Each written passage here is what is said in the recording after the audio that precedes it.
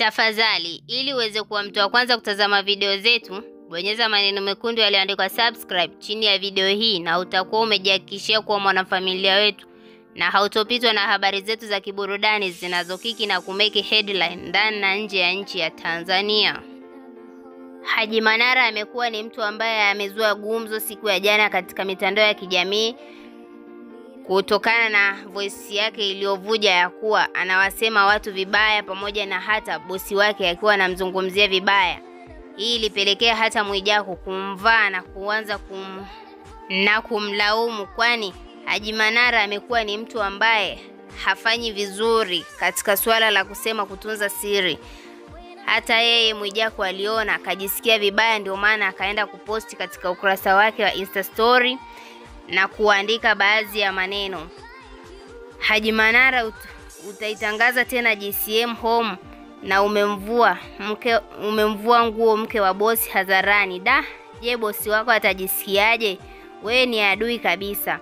Hii inaonekana kwamba hata Mwijaku ameweza kuumizwa na hilo jambo, kwani GCM amekuwa ni mtu ambaye anawafanya wote wao wawili hao waweze kuishi katika nafasi nzuri ya kazi, hasa Haji Manara, kwani Haji Manara anaonekana anafanya kazi katika kampuni ya GCM. Hivyo sasa, baada ya watu wengi kuonekana kumzungumzia Haji Manara katika mitandao ya kijamii, akiwemo hata Mange Kimambi alizungumzia hiyo voice katika Mange app. Hata Haji Manara aliona amefanya vibaya na baadaye aliamua kuposti katika ukurasa wake wa Instagram na kuonyesha kwamba ni jinsi gani anajutia na anawaomba mashabiki msamaha pamoja na hata wale Waarabu, kwani amefanya tukio ambalo sio zuri na haliwezi kuwapendeza watu wote. Na hata hao waliowasema, baadhi yao ameweza kuwaomba msamaha na wengine hajawaomba msamaha, kwani amewasema vibaya sana.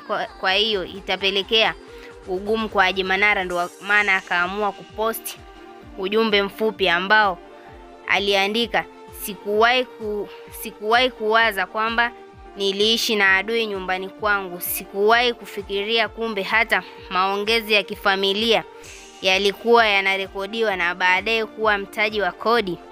Ukiniuliza ni nini kosa langu, ni kutoa talaka ambayo hakuna mwanamume angeacha kuiandika.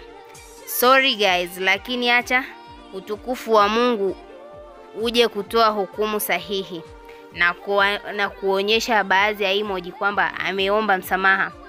Hivyo sasa, watu wengi sijui watalipokeaje hilo jambo, kwani Haji Manara amekuwa ni mtu ambaye hafanyi vizuri katika mitandao ya kijamii, na sasa nadhani analiona jiji la Dar es Salaam ni chungu sana kwake, kwani amewachafua watu wengi na moja ya watu hao wanaishi katika jiji hilo.